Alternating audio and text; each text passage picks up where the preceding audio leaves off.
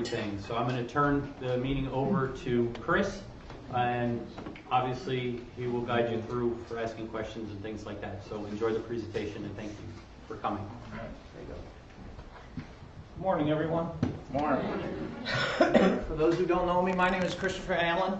I'm the president of Lake Management Sciences. I've been in the industry over 30 years doing management on various lakes and ponds all through New Jersey, Pennsylvania, and New York. Can everybody see this slide from where you guys are all? Okay, it's bright enough or dark enough? All right. So today we're just going to do an overview of nutrient inactivation and binding some phosphorus in your water bodies. Okay, so first question is, why do we need to address it? What is nutrient loading and what is nutrient inactivation? Okay. For those who don't know, nutrient loading is the phosphorus and nitrogen. When we talk about lake systems, is the loading of our waters with phosphorus and nitrogen. These type of pollutants, if they get high enough, will create water qualities that are decreased. So we affect not only aquatic life in lake systems, but we also can affect other ecosystems that are based around our lake systems. We also have an impact on human life. We degrade water quality. Okay, we also drinking water standards are lowered. This is not only for those who have residential lake systems, but also that reservoirs. We do a lot of work in reservoirs in terms of drinking water supplies. We're also obviously recreational. A lot of us are dealing with that, wanting to use our water bodies for that period of time for swimming, fishing, sailing, whatever it may be. So these nutrients, clearly they create an imbalance, okay, and they alter the balance of all these micro and multiple aquatic ecosystems, and they ultimately degrade the water quality. And those of us who have seen, we've been speaking about HABs recently in the last 5 to 10 years, very publicly, on a political spectrum, as well as a biological spectrum, as well as in-house in our lake systems, because it's come to a situation where we have really bad situations throughout not only New Jersey, but throughout the nation and internationally. Okay. So when in these water qualities, when we develop, let me ask you real quick: how many people are here from POAs, from lake associations? Okay. Anybody from condo associations or anything like that? Or reservoirs? All right. Okay. So I'll just kind of focus in on there. What we see is, so in our lake systems, okay, as we develop our watershed or develop our landscape, okay, and some of us have development for the last 100 years on these systems. Those of you who have seen our chocolate milk come into our lakes, okay, through construction, through new subdivisions, through road systems, through poor soil management. As these waters cascade into the lake systems, they're bringing nutrients and sediment. Okay, with this nutrient sediment, we clearly are carrying that phosphorus load into the lake. This increases, and as we increase our phosphorus load, phosphorus and nitrogen are the limiting nutrients for plant growth. If you have one of them, okay, you'll basically stop plant growth. So with phosphorus, okay, phosphorus in freshwater systems is the main driving force for plant growth, which means macroplants like milfoil, curleaf pondweed, any of those plants that are rooted or macro or large in size. Also, they increase our algal populations, our green algae, which are beneficial, but also our cyanobacteria, which is not a true algae, but we call it a blue-green algae or harmful algal blooms. They all fall under that category of a blue-green algae bloom or cyanobacteria. The driving force for these blooms or these plants is phosphorus. Nitrogen also plays a role in it, but we're able to mitigate phosphorus more readily than we can with nitrogen. So that's why we speak of phosphorus being the main driving force on when we do nutrient inactivation. So when we have these large amounts of phosphorus loading into the system, obviously these are the type of things that we start to see, and you, I'm sure, have seen these increase in your lakes. Hopefully those who have not, I don't know too many people who have not, but we're seeing your increase in your trophic state or your productivity. So eutrophication is highly productive, okay? It's a bad word, it's also a good word. A wetland is highly eutrophic and highly productive. That is one of the most beneficial waterways we have. So when we live on a lake, we don't want our lake to turn into a wetland, obviously, but that is the life cycle of every lake. Every lake wants to fill in eventually and become a wetland. How that process occurs over time. Either in New Jersey, we culturally accelerate that development and all these functions that eventually bring in sediment over the lake into the lake systems. Everybody will have that complaint. My cove is filling up with organics, or I got muck, things like that. So this occurs over sometimes 5 years. That's why I asked about condo associations. Condos or homeowner associations have detention or retention ponds, and they are made to catch poor water quality.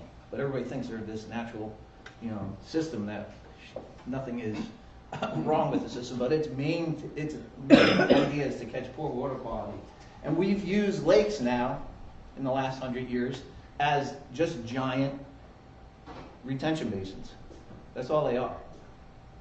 All your stormwater pretty much runs down into your lake. There's very few that don't, but the majority of your watershed goes down into your lake system. So you're no different than a condominium association or that corporate pond that you see at, in Parsippany or Bedminster or wherever you may be. If you're up in some lake system, all your stormwater goes into the lake. So we see this increase in algal blooms. We're seeing increases in HABs, or cyanotoxins, or cyanobacteria, which has an ability to release when the cell breaks a toxin. Everybody kind of have familiar with that so far? Okay, so we have decreased oxygen levels. You create dead zones in the system when we have decreased oxygen, which leads to fish kills and obviously smell and odor and increased plant growth. All right. This is from EPA Clean Water Act. It is required by states to present EPA of lakes that are impaired or water systems that are impaired. There are relatively over 48,000 impaired lakes in our nation. Okay, when we look at New Jersey, that's New Jersey's impaired waters. Mainly it looks like river systems, honestly. But when you look at the nation, this is not just a New Jersey crisis. This is not I shouldn't say crisis, but a problem. And it is a crisis at times. And if you look at this is some of the data here. They speak about one of the criteria that they use for lake systems, okay, is phosphorus load. Total phosphorus in chlorophyll is part of the nutrient data that they use. So this just shows you that we are not alone. This graph right here, or presentation, just shows you this, so you can kind of understand where your influence is coming from. Ag runoff is coming from residential, like we spoke, all your stormwater drains, industrial runoff. We do a lot of work in Bergen County, Essex County, Hudson County. I mean, they paid paradise already back then. Probably a lot of you guys grew up down there and have come up this way. But it's a different spectrum. You look at the Hackensack River, the Passaic River, they're filled in. So this is what's happened over the last 200 years in New Jersey. You live on your lakes 100 years, majority of you. So you get rain events that bring down these nutrients. Think of your lake. Literally, I try to tell my clients, it's literally like a giant pot of water. And at one side you're pouring water in, and then the other side it's leaving. Okay? So depending on how much water is coming in is your flushing rate and leaving the system. But as you add that water into your lake system or into your pot, if you have highly nutrient-rich waters, laden with sediment and all that, that cascades into that pot, settles out, stays there. It doesn't have the ability to get out of the system. So we have a loading system, what we call an external load of phosphorus coming into the system, getting in there, binding themselves with all the sediment on the bottom, also suspended in the column, or in the bottom of the pot to the top of the pot. And as the water leaves, it's discharging. So we're losing some of the phosphorus, but the majority of it is staying internally. So we have an external load and an internal load that we need to think about when we're talking about nutrient inactivation. So this is New Jersey's response in the last basically 7 years, 7 years. We have algal blooms that are occurring. They've created a watch system, so you guys are familiar with, I think, with this. They'll come in, they'll do cell counts. In the first spectrum, when they first brought it across, a lot of people from Lake Apacan got really hurt. A lot of lake associations got hurt with this program. They were using numbers that were not even on World Health or national levels, but they have increased. They've changed their dynamics on how they monitor it. But we're now running into situations where these harmful algal blooms, or cyanotoxin, or cyanobacteria, which creates cyanotoxins, which is the main concern, which is a health risk, okay, to be concerned about. These are some of the criteria that we are running into under posting water bodies when the threshold is met. So let's talk about our nutrient inactivations. We got a little history of where it comes in and what's happening here. So 1 pound of algae, okay, is about the size of a softball. All right. 1 pound of phosphorus can support 500 pounds of algae. That's a lot. Okay. 1 goose can produce roughly 8 pounds of phosphorus per year. We kind of put that in the equation. Wow. Yeah, that's just the goose. That's not you fertilizing, like everybody fertilizing, and landscapers going yes, and septic tanks. But so 1 pound of algae, that's pretty significant. So as you know, has everybody experienced an algal bloom? It's not necessarily blue-green, but green or blue-green, right? Driven by nutrients. Driven by nutrients. We can control it with herbicides and algicides, but the main function now, and we've changed technologies in the last 15 years really, where we're trying to address the source of our problem. Okay, and our hands have been tied, but the technologies now are changing, and that's why we're speaking about them today. So obviously, we all want to be able to have that situation. This is just a technical term of what is a nutrient inactivation. Okay, it's the use of chemical precipitants to bind free phosphorus, free reactive phosphorus, into an insoluble form that's unavailable to algae. Basically, let me grab that phosphorus, stick to it, and not let the plant grab onto it. Okay. We've been doing inactivation in lake systems well before I even started. They've been doing probably the past 100 years. Okay, really, our industry, with the lake management industry, on a commercial stand, started with the Clean Water Act in the 70s, and then the 80s it increased. So we're really trying to bind our SRP, or soluble reactive phosphorus, or our free phosphorus that's available to the plants. All right. This is just a general overview. This is typically the type of nutrient inactivation options we have. We talk about, and this is from the oldest technologies to the newest technologies. So we have alum, iron, and calcium. Okay, calcium carbonate, ferrous sulfate, and alum, aluminum sulfate. This group right here kind of are grouped together. They've been around a long time. Alum is used, and this technology is really developed in the wastewater and drinking water industries. Okay. All of us who drink water out of city waters, okay, it is cleaned typically with alum. And the first thing they do is they get that dirty lake water in, or river water in, and they hit it with alum, and alum will strip that water of any charged particles. Remember that, any charged particles. So dirt, phosphorus, nutrients, things that are charged, it will stick to it. So we have the alum. Then we step into a polyaluminum chloride, which is used a lot into lake systems, as well as it's used really pretty aggressively in Europe. Okay, it's used in the States. We're going to go through each one of these and discuss them real quick. So as the technology advanced, it's a polymer, so it's polyaluminum chloride. Then we've just in the States, in basically the last 10 years, we've run into a product called Phoslock. Okay, Phoslock is a product that's based on a mining of lanthanum. Okay, we'll discuss that too. a great product, totally different than the alum. Okay, I'm going to use alum as our general generic term for those other guys, but for using alum in PAC.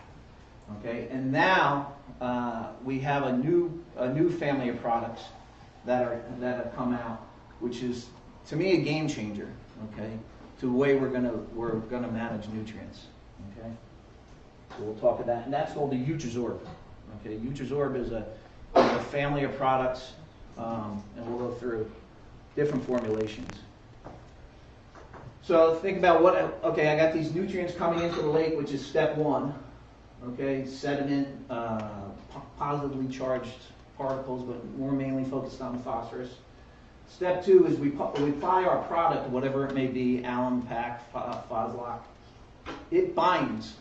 Okay, it's going to stick. It's going to has an attraction for the targeted plants. Targeted nutrients or everything, the charged particles, which alum does. And then it settles out on the bottom. Okay, and we strip the water of our targeted nutrients. Okay, and it's bound down there. Okay.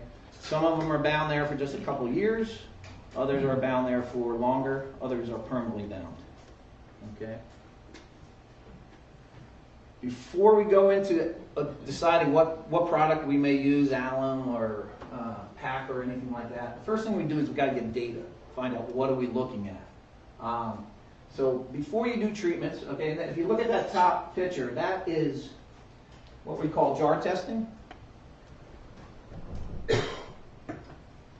So the jar testing, but if you look inside this, can you see the particulates in there? Okay, that's called a flock.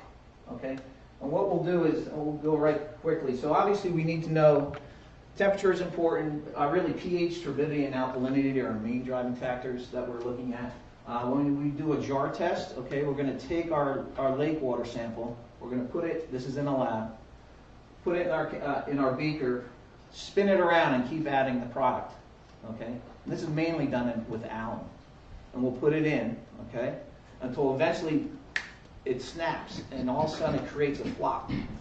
Okay, and at that moment it creates a flock. You're going to be able to adjust and figure out the dosage rate where you're creating that flock. Okay, and again, it's based on, I don't want to get too technical, but there's a lot of pH chemistry in there and alkalinity chemistries that have to play a role. Okay. So once you create that flock, you're like, okay, now I'm going to be able to bind. I'm binding. It's working right now. Okay. So we also want to get our phosphorus levels in our lake. Okay, our free reactive phosphorus, as orthophosphorus, it's also called. And we also total phosphorus is important, but really the free reactive is what we're really trying to address, because that is what the plants are going to grab and use.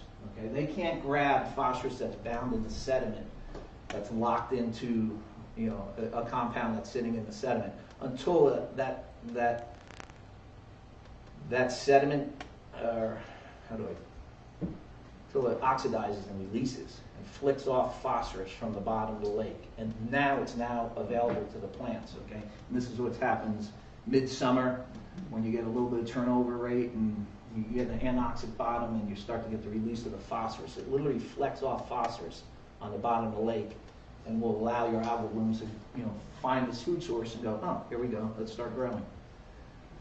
Okay, and then as you move into other products, okay, we're going to determine, now we just really need to determine how much phosphorus is in the water column, because that's what we're trying to bind. We're trying to bind the phosphorus. Okay? And one thing to understand also is important as we move forward. Water movement and agitation increases productivity and efficacy of alum. Okay? So that's an important thing to understand. Because, if you go to any wastewater treatment plant, they're applying alum and they're always agitating it. They're always moving it through the system. Okay? Without agitation, the product works, but you're losing a large concentration or a large percentage of that alum from really actually doing its job, okay, without agitation. But it will do its job, but you're just putting in product that, from an efficacy standpoint, really should be having some better agitation. So we're going to go through each one of these. So alum, how does it work? You need a lot of alum. It's just remember, a high volume product. You need a lot of it on the per acre rate, okay? Typically you're between 75, maybe 50 to 150. So on average 125 roughly in terms of gallons per acre. Again, it could go much higher than that, and it can go lower than that based on your alkalinity and your preliminary numbers. So it's rapid action. All these products work very quickly. They bind immediately to the target. Alum is pH dependent. Okay, so understanding your pH, when you put alum in a system, it wants to drop the pH.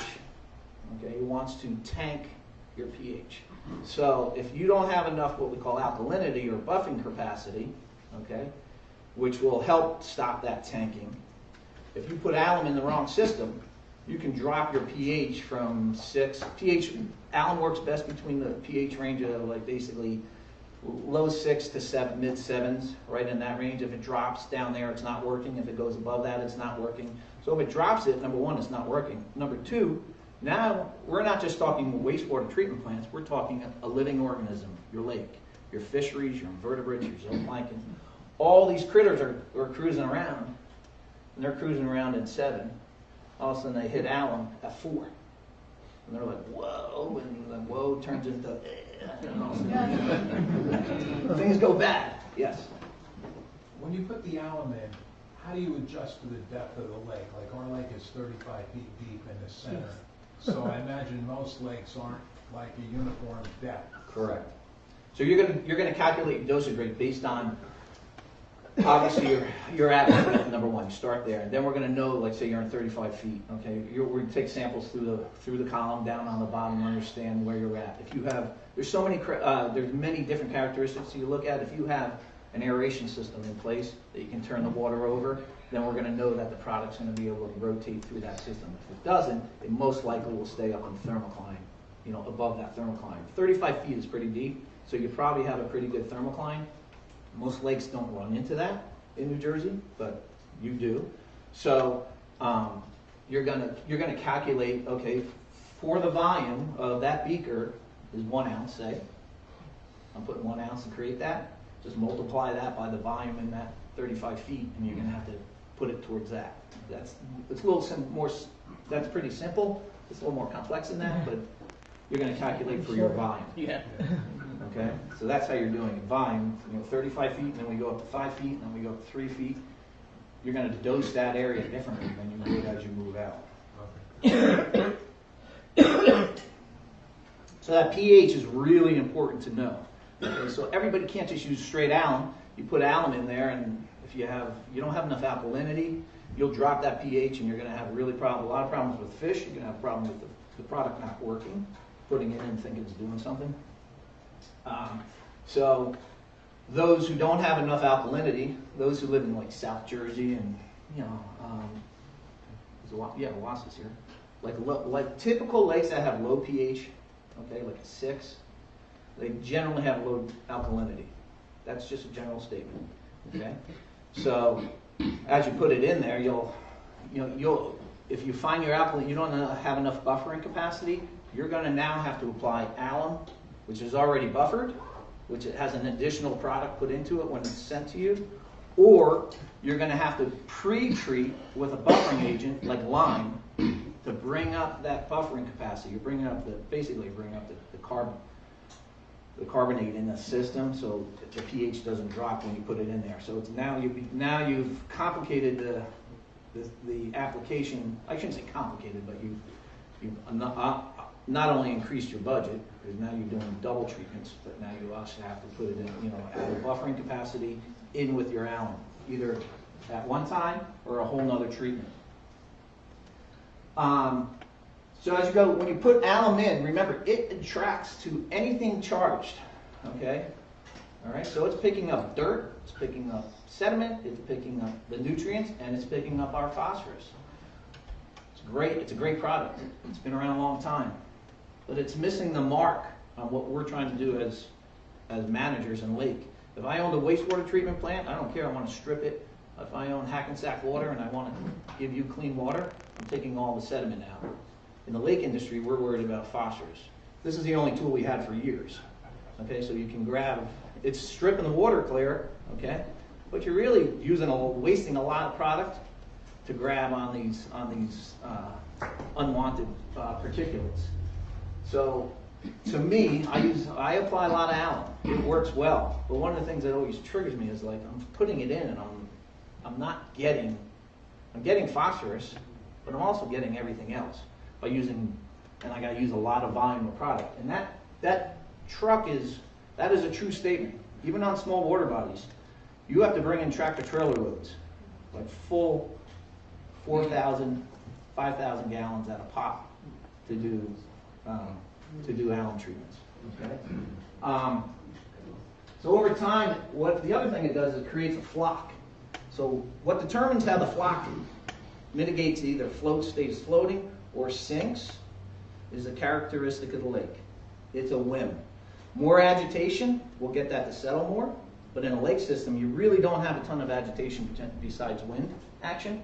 So you could have that flock stay for a week, for 1 hour.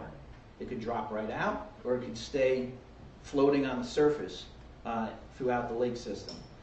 And that flock is, when it's on the surface, we're all human, it looks like snot.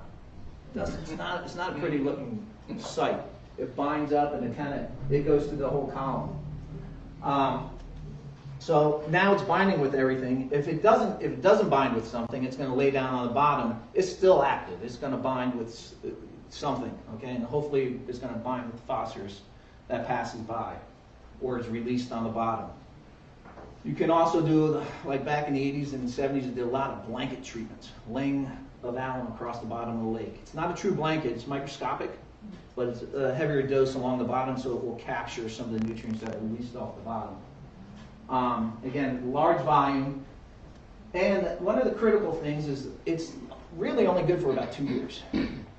Okay, plus or minus again, but its bond will hold that phosphorus for 2 years, and then later on it's going to release it, and the bond becomes too weak.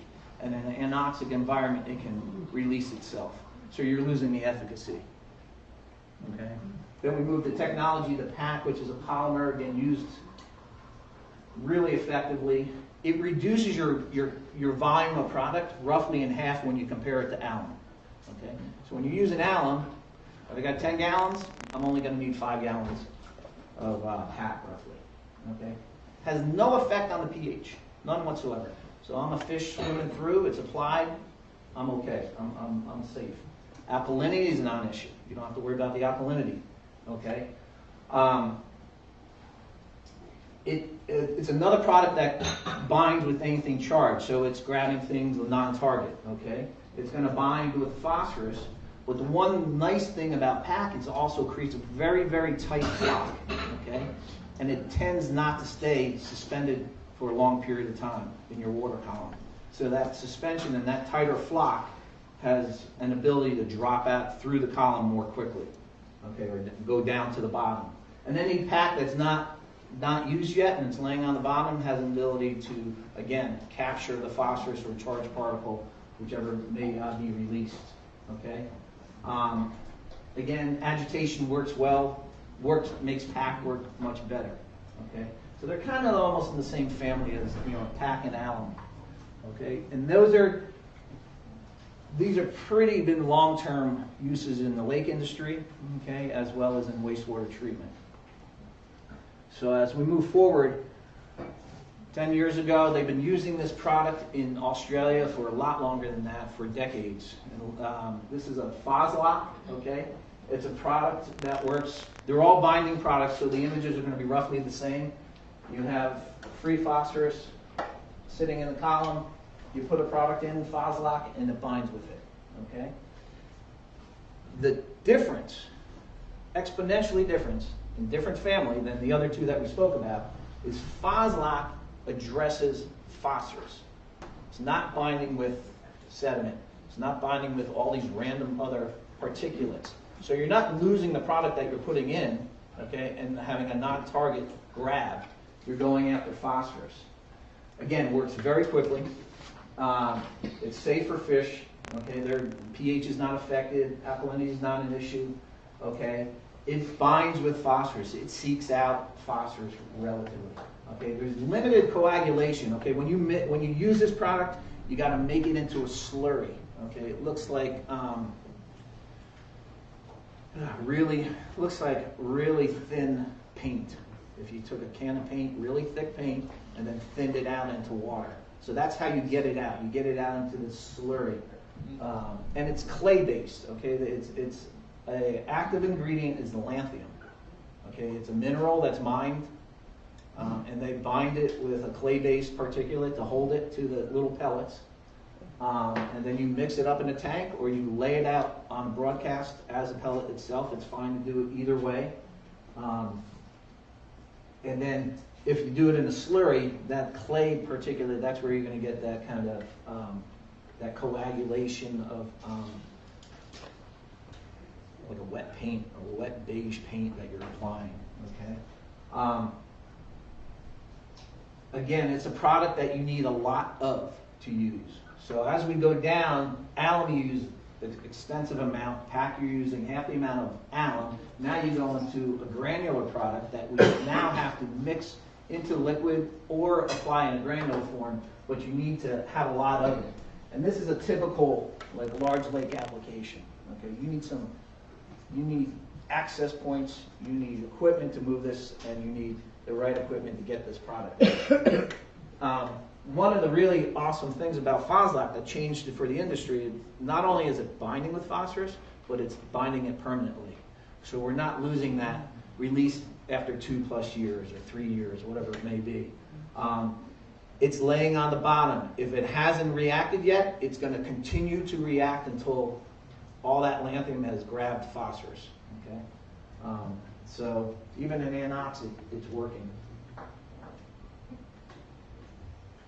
Applying it, okay? You apply it on a barge system, okay? I mean, these are full totes of just granular product on this job site, okay? This is typically we've applied it on. You can actually see it coming out of the back of the airboat. You mix it into a slurry and it comes out and you're applying it. And here is just a shoreline spray that you can actually apply it with. So again, a good product to bind your phosphorus. Okay? And as technology increases, it's typically a better process for us. Okay, you know, we answer cell phones now like this. We used to dial like this. I don't know if it's better now. Constantly. But as we move along in technologies, in most cases, it's beneficial. Yes. I'm with Brian by the lake. If we were to use something like this, would that decrease the need for the amount of phosphorus that we put through our injection system? The amount of alum. Right. Right. Yeah, absolutely, 100%. And what's the cost of this versus just the truckload of alum? You would have to base it on your. It's probably more expensive. Right. Okay. But it may equal out. Okay, with the amount of alum you're using, because you're doing the diffuser system where you're constantly trickling it in and right. putting into the system. Right. You could put that into a slurry and send it out into your diffusers. Okay, you're binding phosphorus only. Okay. Oh, so this could be applied through this. They've done it. Yeah, they've done it through systems in there. You just got to change. Cut down on the labor. You got to have something mixing it, and it's a little more complicated than that, but I've seen diffuser systems where they've tried to put this in. You'd have to change your system all around. You can't just, like your diffuser heads have to change. But they've tried to put this product out in diffuser systems. It's mainly put out just like as you've seen, either large volume bulk, through airboats, or through a shoreline. But there's technologies that's going to change alum, okay? And I'll talk about it. Okay. This has limitations. It's clay based. It's hard to get that. Even if you wanted to get it through a pump system, you're worried about the coagulation or the clay sticking to everything. Mm-hmm. If you're using this, you could maybe abandon your alum system and do this as a full lake application multiple times over the season, where you may work out that you're cheaper than purchasing alum on a rate. I probably not, because you get more labor. But again, there's the next technology has changed the way we're going to look at all this. Okay. You have questions? Yeah, what's the availability of Foslock? I thought that there was an issue with that. So, Foslock is, I'll give you the whole quick story. So, of what I don't know everything. So Foslock, again, been around for decades. It's based out of Australia. Okay, they've been mining it. They had and the company that brought it into the States, CPRO, they're the manufacturers of this next product I'm going to talk about. They were the sole supplier. So when you see, does that say CPRO? It says CPRO up there. So now CPRO label right up here. Okay, it won't be there anymore. They're still stockpiled. So to get to the short of it, they ran into accounting issues as a corporation. And they were dealing a lot with China. And basically a corporate major mistake came over the system, came over the corporation, okay, for the last basically 2 years. CPRO stepped out of their partnership with them, okay, said, no, you guys, like crazy accounting stuff. So now they apparently have a new CEO, they have a new cleaned house, they got rid of all the board, everybody's gone. I mean, their main supplier was China, apparently two major contracts. So the answer, from what I hear, is it's limited. It's still out there, but CPRO is not standing behind. They have a surplus of product that they're using, but Foslock is now, as I understand it, I know the relationship with CPRO is gone. So if they're going to find another vendor or somebody to present it in the States, I spoke with the sales rep directly from Australia at a conference out in Midwest this past winter. They're pushing hard to try to keep that relationship and keep things going. Yes? Are these methods used for small lakes Yes. and the affordability? Absolutely. No, it becomes more affordable for a small lake. Okay? It does. Okay, and that's, so small lake, this is a little rudimentary, it'd be better application, but that's small pond. So 1 acre to 40 acres. That's what I'm considering small. You get to 100 acres and you're going to start increasing coverage and volume. I mean, there's lakes that are 100 acres. It's based on volume, okay? And it's also based on how much phosphorus you have, okay? So if you have a small lake and you're loaded with phosphorus, okay, you may have to go to a rate of, again, let's say 10, okay? If you have that same water body and you have a low amount of phosphorus, you're going to go in at a rate of 3, 4, okay? So you're a multiple of, it's all based on how much phosphorus you have, okay, of how much product you're going to require. Hi, Chris. I'm Yes. Christine from Lake Stockholm. Hi. Thank you for this. Yeah. What's the best time of the season or year to get our total phosphorus level and to get treatment? Multiple times through the whole season. There is no one time. So you want a snapshot of your spring, midsummer, fall would be at a minimal best, okay? The more monitoring numbers you have, but typically in the springtime you're getting an influx with stormwater, you're going to gather your data. Midsummer things slow down, you're getting data in the lake as well as you're going to start getting data on the bottom of the lake to see the phosphorus release if you have it, which most likely you do. And then in the fall you'll get those rain events, so you're going to get an average. But when you apply this, you're going to apply it at the rate at that time. So again, if your phosphorus levels are, just say 5, okay, we're going to calculate to take out that rate, okay. So as you move forward, did that answer somebody else? Yeah. On the spray system, is that dependent on the width of your lake? I mean, you need a fairly narrow lake for that to work? No, you're just gonna lay it entire, over the path of the lake. Doesn't matter if it's a mile wide or 100 yards wide. You're just, as an applicator, you're gonna be laying it out to make coverage. So this is the newest technology, okay? This is Utrazor. And it's really a family of proprietary, okay, it's proprietary formulation. Okay, they created this product over the last 5 years, actually longer than that. Okay, this is made by the company C-Pro, who actually brought Foslock in to the country. Okay, they've now created products for nutrient inactivation. Okay, you're seeing 4 of them up there because there's 4 formulations. Okay, that are going to be of this active. Okay, currently 2 are available to us. We'll go through that. Okay. So Utrazor, it can stop phosphorus before it enters the lake. Okay, so they have a technology where they have these socks that you lay on your inflow streams. Okay, where small lake owners, okay, can lay it in a stream bed and capture that phosphorus as it's entering the water system. Even Lake Parsippany, small systems, 125 acres. Lake Mohawk, 800 acres. We're looking at putting it at some of the storm drains. They also have catch basins that, you know, have a whole lot bigger than most other people have the ability to do, but it's, you know, there's an availability for that on small scale and also larger scale. It's safe for the fisheries and invertebrates. It has no pH effect, no alkalinity issues, so you're not worried about anything in terms of water chemistry, changing the activity of the product. Okay. So the bag on the left up top is called G. That's going to be available. It's not available right now.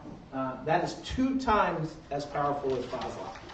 Okay, it has 2 times the binding, okay, ability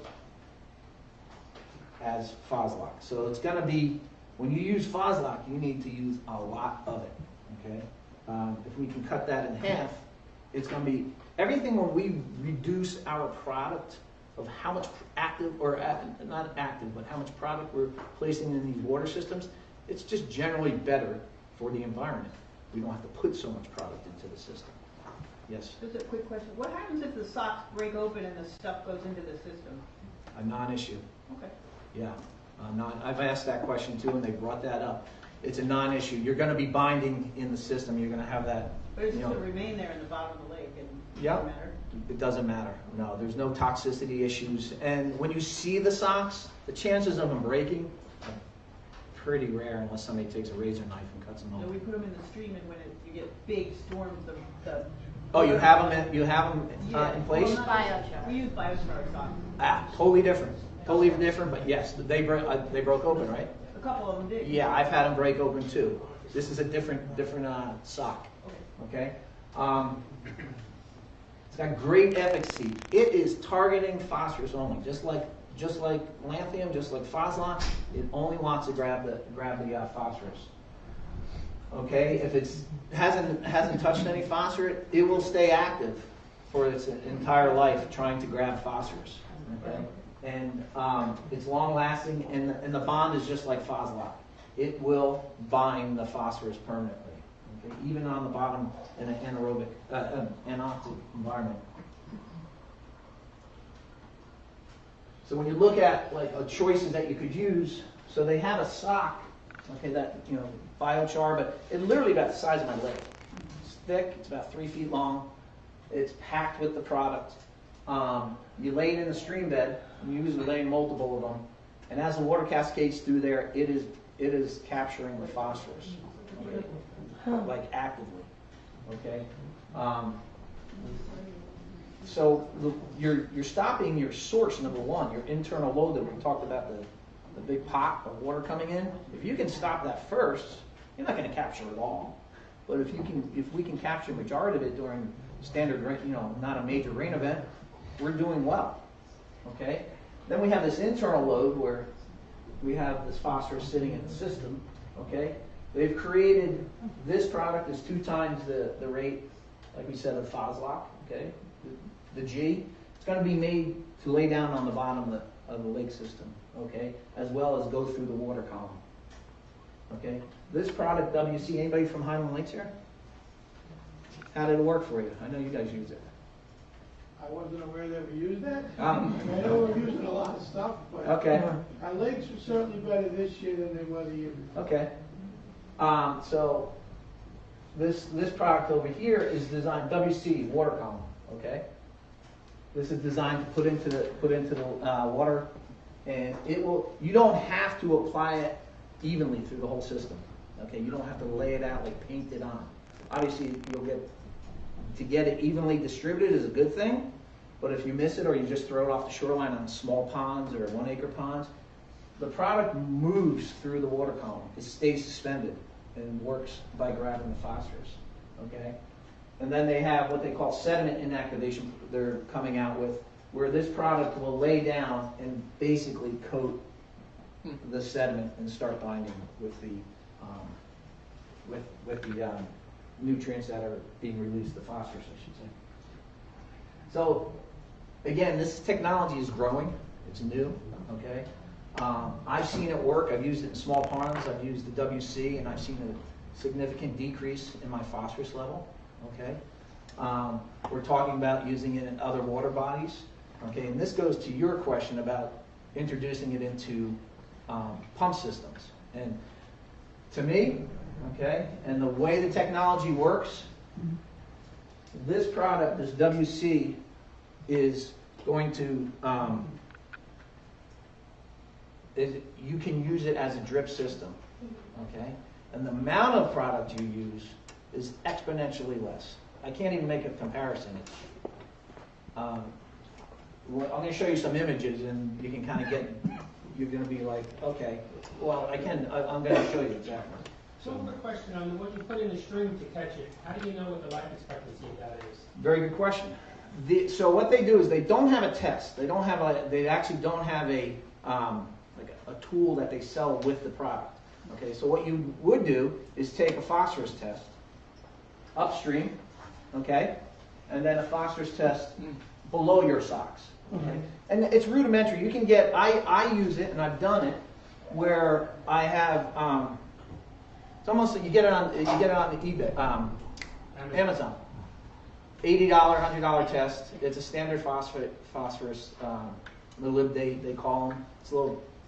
Take a sample, break open the packet, shake it until it turns blue, and then it'll read your phosphorus readings in there. And I've gotten readings where it's almost I can't see the blue on the opposite side of the sock. So it's impressive. I mean, I've done this a long time. There's a few products that have been out there that I'm like, wow, this is a game changer. Okay. So that's what I should have started with that. So you can kind of see what they're doing here. Okay, they have this. They capture the water by staging these socks in there, almost like a biochar. Biochar works on carbon, basically carbon filtration. This is working on. I don't know what it works on, to be honest with you. It's proprietary, but they are saying that the uptake it can pull up to 75 pounds. Of phosphorus. Okay, that's a technical number. So, I don't think you rely on any one of these technologies as your sole approach. Okay, they need to be integrated in terms of nutrient inactivation. So when you go into stripping the water column, this is what I've used, and it's pretty impressive. Okay, so you're up. Here are your mesotrophic, eutrophic, and hypereutrophic scenarios. We're all kind of falling in this range down here. There's some people that are, I don't think anybody's hypertrophic here. But this is your free reactive and your total phosphorus, okay? So really looking at the free reactive. This is over, if you can't read it, this is basically a 10-day, well, it's more almost a 12-day, 14-day period, okay?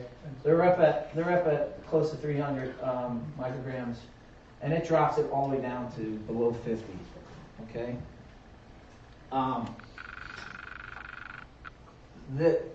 In reality, okay, that's a chart given from the manufacturer. But in reality, that number, I've seen that number drop in a pond, and I was like, I've seen it presented to me, and then I've used it, and I've seen the number drop, and I was like, wow, this is really awesome.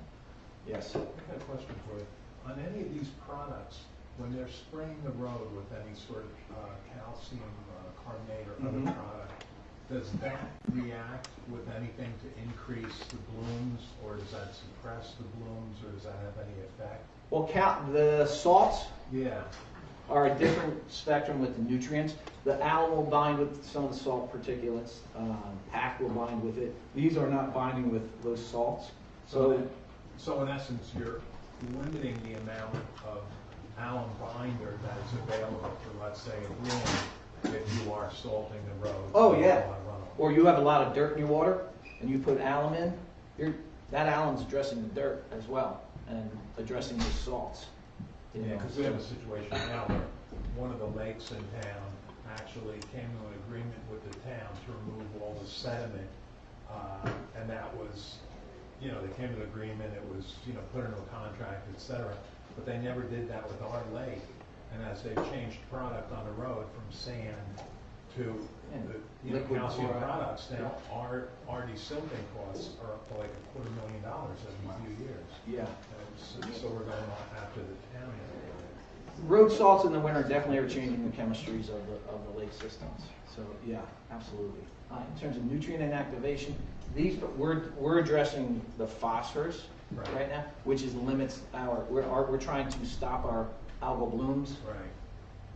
And we're trying to limit them as best as Right, possible. the alum is the big thing, because like you said, you probably use the most of the alum, and if it's binding with the road salt, then you effectively need a lot more of that. Yeah, I mean, it'll probably bind. I mean, those road salts are laying in the lake system. I'm sure they're being released during the summertime. But that alum, if you're using alum in the system, it's not selective really. If it's got affinity to the alum, the aluminum sulfate's gonna grab it. Okay, but again, from our conversation, okay, that has to do with like wastewater treatment and things like that. In our conversation on lake management, we're using these products to address basically the phosphorus. Okay, sure. So the manager texted that it worked well, much better than the phosphate. What's that again? On my lakes, the manager's texted that it worked well, much better than the phosphate. Okay, he just said, the question was before, how did Utazorb work for you guys? He says it worked better than alum, correct? He said much better than phosphate. Okay, excuse me, much better than Foslock. Okay. Yeah, you guys were using Foslock, not alum in there, Well, right? we could use them all, but we have one problem with it. Okay, so the bottom line is they're saying it's working better than Foslock, okay? And again, it's a question of, having the ability to fit your budget. Some lakes you just can't afford to use it, or you want to use it. So this technology again is changed because you don't have to use the volume, you don't have to use the significant amount of product, and it's targeted. It's literally surgically. I mean, that's the way I'm looking at this. This is just addressing what we're talking about here. Okay, this is it's the similar to the Foslock, the granular form. Okay, half as much product, 2 times the locking efficiency. One bag does twice the work. It's no brainer. Yes. Yeah, I know, that's what we're just saying. Do you know the cost of the sock? I think they're about a bag. Let me look it up before I open my mouth.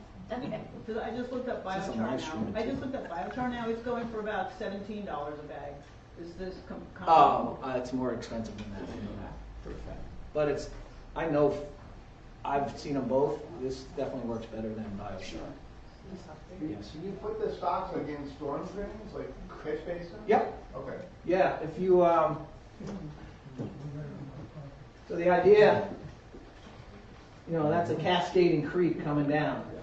So you lay it in your basin, and if you can you're not using one sock. You're gonna use multiple socks. If you're 10 feet wide, you're gonna have to buy. You're gonna have to get more of them. If your depth of water is deeper, you're gonna have to lay your socks higher. Okay. Then this is a formulation that's going to be coming out. They haven't said exactly soon. Okay. This is now the same technology to be laid down on the bottom of the pond as a sediment.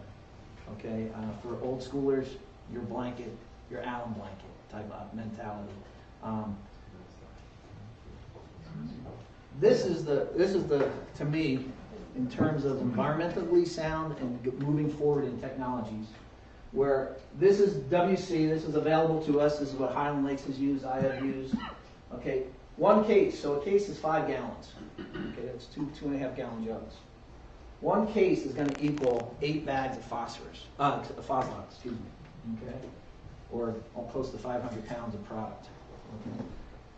Applying it, as an applicator, 5 pounds in your lake system, 5 gallons, excuse me, is a whole lot more effective than putting 8 bags into slurry or putting it out and having those pellets go through the water column and missing your area of target.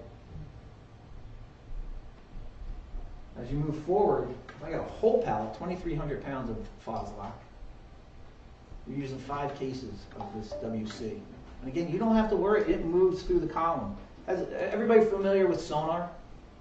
Yes. Okay, Fluoridome. When it first came out, everybody was freaking out. Oh my gosh, so expensive, it's worse, it's so hard to use. That product works so well because it's water soluble and it travels through the system. And it doesn't work for everybody, and it doesn't work for every system, and it doesn't work for every plant. But when it does work, its focus is on addressing its target. And it's able to move through the system by placing, you don't have to touch every single plant because it will equalize through the system and address the targeted plant. Where this product is working in a similar fashion.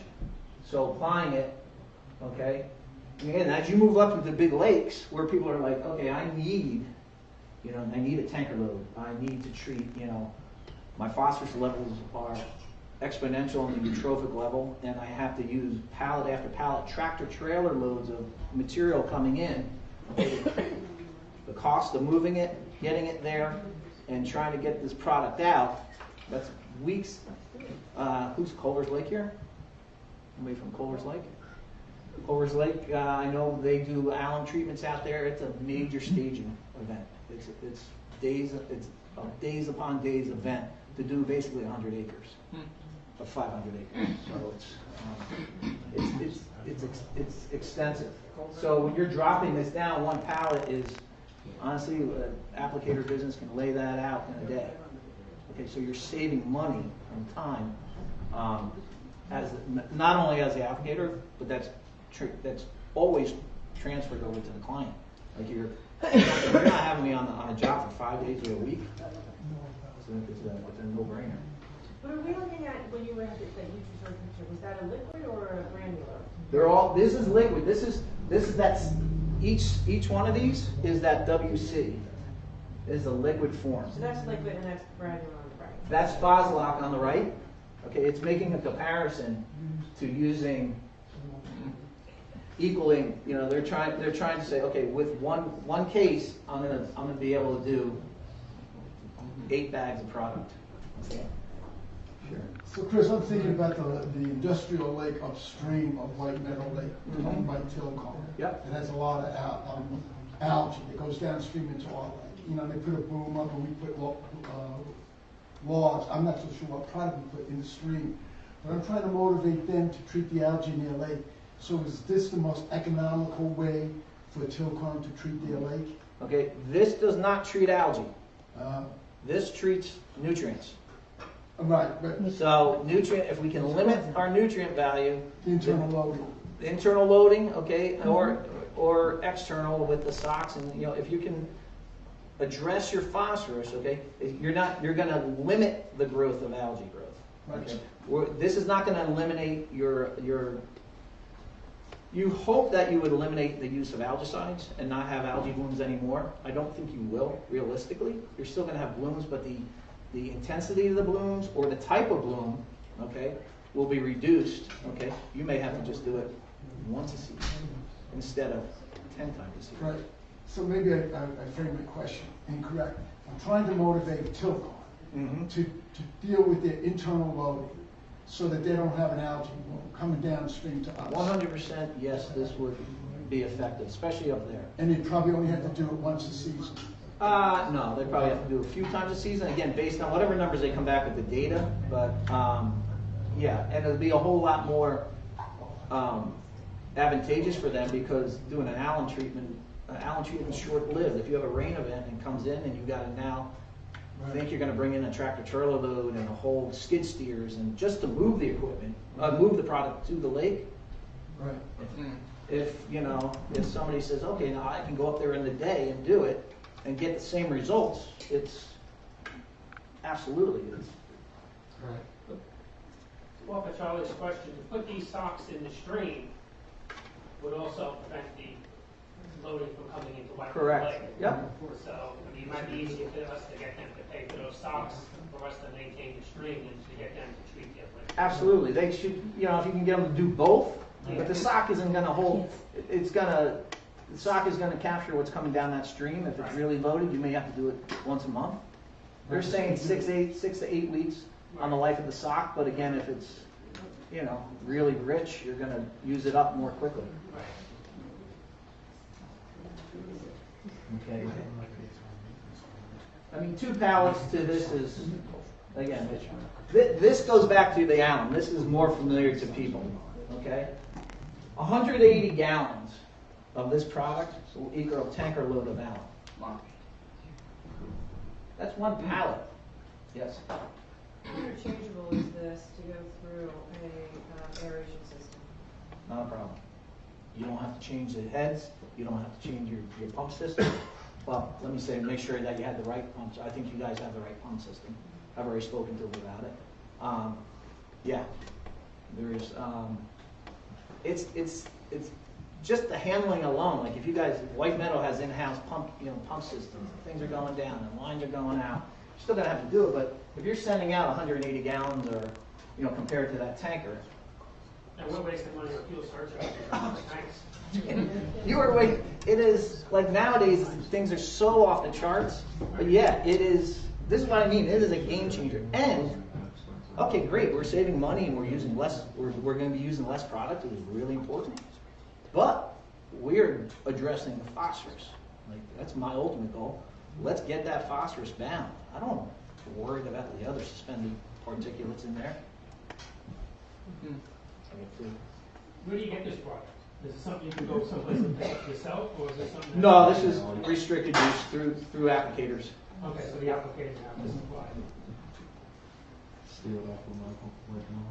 Yeah, So I got a question that's kind of specific to White Meadow Lake, where we have those tanker trucks pull up several times during the summer, right?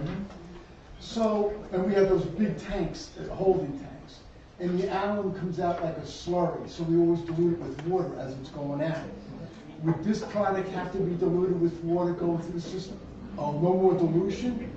Because this is not a thick slurry. Because that's another problem, is the slurry of alum clogs the lines, and at the end of the season, you go through the ritual. Your heads and pump it. Yeah, and alum is aggressive to lines, and yeah, And that's. so how do we buy this thing? You just dump it into the tanks? Well, you get a product. I don't know how much product you use. We're going to calculate the use. It might be. It might. It's not going to be alum quantities. It's going to be whatever that equalizes to you. You may be just putting a tote there for the whole season. So how would it be delivered to the truck also? Into the big tanks that we have? I forget the size of the tanks. The tanks are as big. Yeah, you got like 500-gallon tanks there. Yeah. 1,000. Yeah, we got like 6 of those tanks. Yeah. You may be just using one now. Oh, really? Yeah, you won't be loading up the whole system around the whole lake. You'll just be putting it in, and it stays in the column. It works longer. It's not immediate and then disappears out of the system. So it will be working in the system. Like it worked in that graph they're showing over 2 weeks. That's a 2-week period. So that initial drop isn't a straight line. It's over a period of time, okay? And then you'll monitor your phosphorus level and see where you're at, okay? And then if you're getting a lot of inflow coming in or a lot of release off the bottom, you may have to increase your concentration next time or increase your frequency of treatment. Or hopefully in the future, we'll be able to lay down, if it's an internal load where it's coming off the bottom, we can capture that on the bottom. So the technology's growing, every answer is not there, but using the volume of product, okay, it's I know you guys go through tanker loads of it. Yeah. Mohawk goes through tanker loads of it. We see the tanker trucks as much as the gas. So, and again, it's alum through a diffuser head works. The influence of the area, I've had multiple different numbers told to me over the years, but in the diffuser head as it comes out, what is your area of influence, you think? Sabina, do you know? Well, it goes up depending on the depth of where I'm releasing it. Right. So, But will it mitigate a quarter mile, or will it mitigate a couple hundred yards away? a couple hundred. Right, so it's moving around that diffuser head, and then if there's a space between diffuser heads, you're not getting action in there of nutrient inactivation, where these products will move through the system and still capture the nutrients throughout your column. Yeah, the concern is really more so the drip rate. I mean, Mhm. because we do in Moss with the alum, obviously. Yep. So, because we're running miles of this stuff. And so that's the question is probably we're going to have to dilute to still utilize the same equipment and not go through too much product at Correct. once. You may have to do a topical application. Yeah. Not to say abandon your system at all, No. or turn your system on once a week, not every day. Right. Or Yeah. just turn it on for half a day Mhm. and let it purge the system. Get it in there. Again, these are the things the technology is going to learn. Right now, it's applied in drip systems, okay, but it's also mainly applied through an application because the volume of 180 gallons, I can put that on this. Just say if it's not going to be like Mohawk. Well, it could be, or it could be any lake. But one tanker load, that's taking me 2-3 days. I'm doing this in a day, so you're getting the product and it's there out there. Mhm. If that kind of makes an equation, yes. Will that be affected by the temperature? In other words, can you slow run that throughout the year or no? Is it? We stop in September. Yeah. Yeah, that's a good question. Because you're saying it essentially is not breaking down, Correct. and it's in the water, and it'll bind, but it'll flow to the bottom, it'll be less effective, right? No, it's as effective, it's always effective up top and then on the bottom. If there's phosphorus on the bottom, Yeah. it's gonna bind with it. Okay, it's gonna So it could be bind. applied the entire. It could be applied because you're dealing with phosphorus. Now that's gonna be a question of the state. Are they gonna allow us to do this and that type of management strategy for nutrients?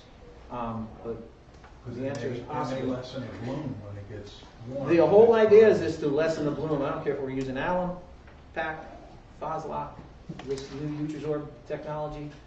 That is the goal, is to bind those nutrients and stop them from growing. Chris, I'm sorry to Yeah. get back to this, but I'm confused as to the conversation between you and Sabine about the drip rate. Yep. In contrast to the drip rate of alum.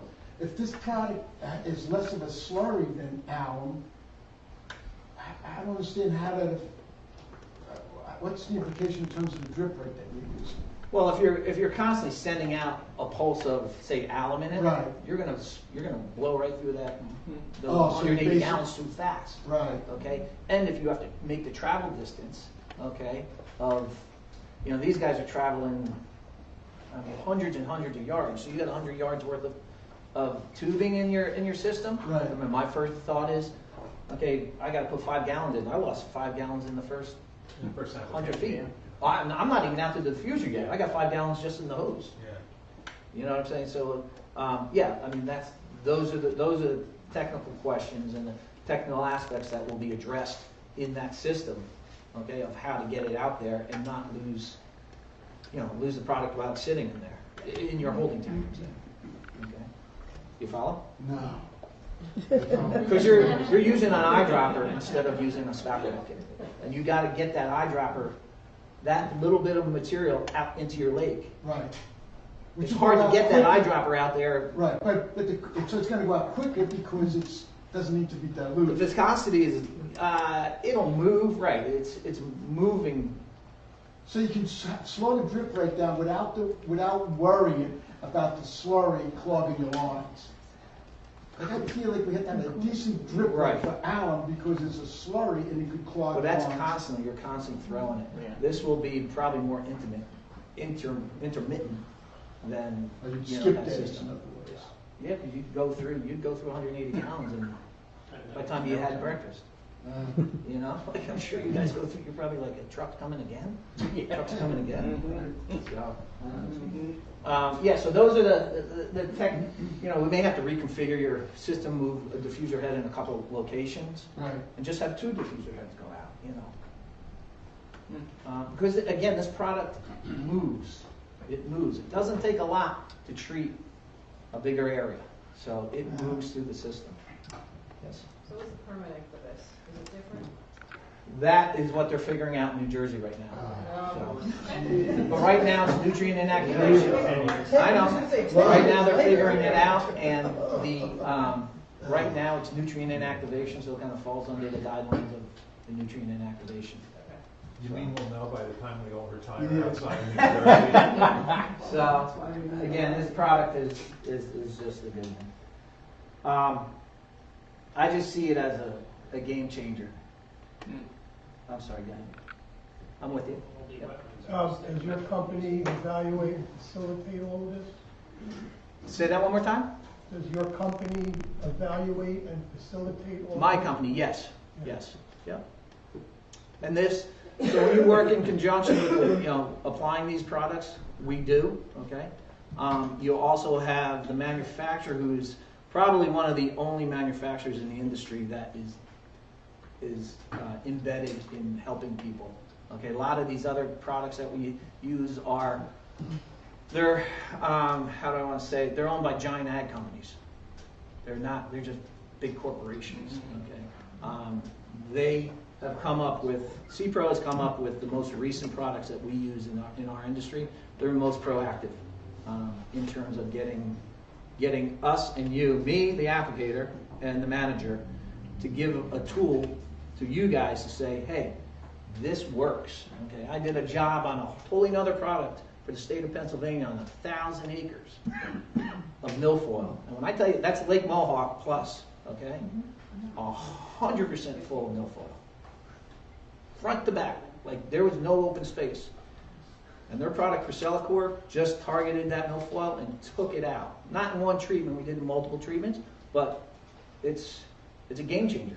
You know, like Pennsylvania Fish and Game was like, wow, all the natives are still there. Everything came back, and for 3 years they haven't seen a milfoil plant in there. Now, what's the name of the chemical from milfoil? Procelicor. Spell it. I opened up a can of worms. Yes, you did. P-R-O, What? Pro, Yeah, P-R-O, right. C-E-L-L, Right. A-C-O-R. Right, sorry about that, thanks. Should be.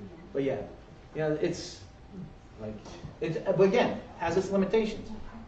It will not address curly pond, you know, things like that. No, that's, don't do that. If you're smart enough as an applicator, you're going to be able to address that. But yeah, so. Get your photo, Charlie, no more questions. Yeah, no more questions, Charlie. Yeah, phone a friend. So, I heard that. I have another update. The lake that we used in had been closed for 2 years for swimming. It was open almost the whole summer this year. You guys hear that? So they use that WC. I'm sorry, go ahead. It has runoff and other problems, but it was able to be open for most of the summer. It had been closed That's impressive. completely for 2 years. So they use that WC in the lake that historically has been closed during the summertime. And this is the first year they've been able to have that lake open for all summer. I don't know if, now, I'm sure, I'm assuming that they probably did some algaecide treatments in there as well, but maybe not. They used, I think they used some phosphate or alum too. Okay. This was the main one that we went to switching over Okay. to this.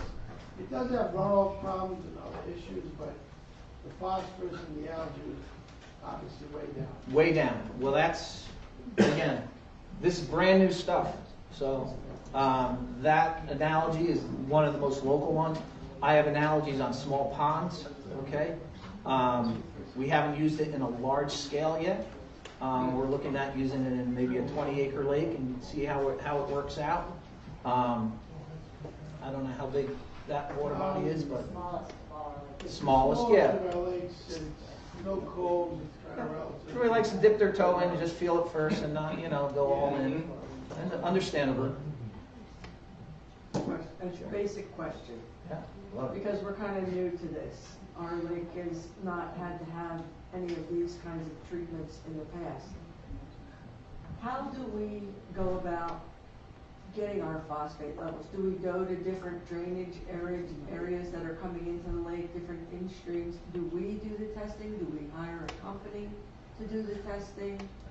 Well, the answer is all the above. I mean, so the answer, yeah, you can hire a consulting firm that's come out and take samples consistently. But we can do it Okay. ourselves. But you can as well. definitely do it yourself, no doubt. Can I? And then bring we it. we get these from Amazon.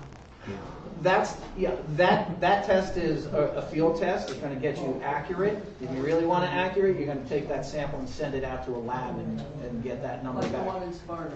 I wouldn't recommend those guys to do it. They would do it, but their protocol is mainly drinking water. Okay. Okay. So get it to a lab. There's a couple labs out there that are designed for lake management. And you can give us the Oh name yeah, of that. yeah. And we would go to the different input areas and test them. Yep, you test your inputs, you test the middle of the lake, you test on the bottom, you test on top. That could be one sampling date on Monday on springtime, and then a month later do it every month, or you can do it once you see how much it costs for the lab analysis. And now would be a good time. It's not a bad time now. No, of course, no. Because now you're getting your end season, you're seeing what's going on, and you're going to grab your samples and, as you move forward, and you can do one in the middle of winter before it ice out and see what's happening too. How do you do these samples? You just take like a specimen cup and That's it. No, you need specific. So, yeah, but you need, they'll give you the bottles, but it's pretty much plain and simple. Yeah, I'm sorry. So you'll get a lab. The lab will give us the Yep. bottle. And you'll hand them over to you, chain of custody. But it's as simple as taking the sample. Dipping it down. Yeah. If you have to grab on the bottom, the middle lake, it's a different you'll have to get some different tools. Tie string. No, you get it's called a Kemmer bottle or capture bottle where you send it down there and the tube floats right at the bottom and then it closes. And then you bring your Where do you get those? science from the internet. Mr. Scientific. Amazon. No, you'll get it from Scientific. Take a break. Yeah. The lab will do that? They won't do Will give it. us the Oh, a consultant will do it, but yeah, and all the bottles the lab will do. Yes. Thanks. All right. So we finished nutrient inactivation. So we're going to take a break and then we'll go. If you have any questions, you can come talk.